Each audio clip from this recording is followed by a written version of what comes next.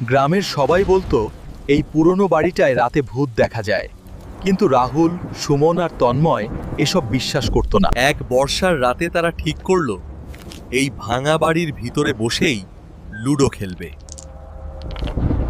খেলা শুরু হতেই অদ্ভুত ঘটনা ঘটল। সুমনের গুটি নিজে থেকেই 6 পেয়ে এগিয়ে গেল। তারপর তারা দেখল বোর্ডে একটা কালো গুটি আছে, যেটা তাদের কারোর নয়। হঠাৎ ঘরের ভিতর ঠান্ডা হাওয়া বইতে লাগলো, আর অন্ধকার থেকে ভেসে আসে একটা কণ্ঠস্বর, আমাকেও খেলতে দাও।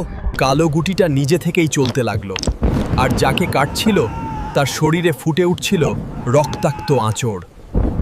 ভয়ে তারা দরজার দিকে দৌড় দিল, কিন্তু দরজাটা নিজেই থেকে বন্ধ হয়ে গেল।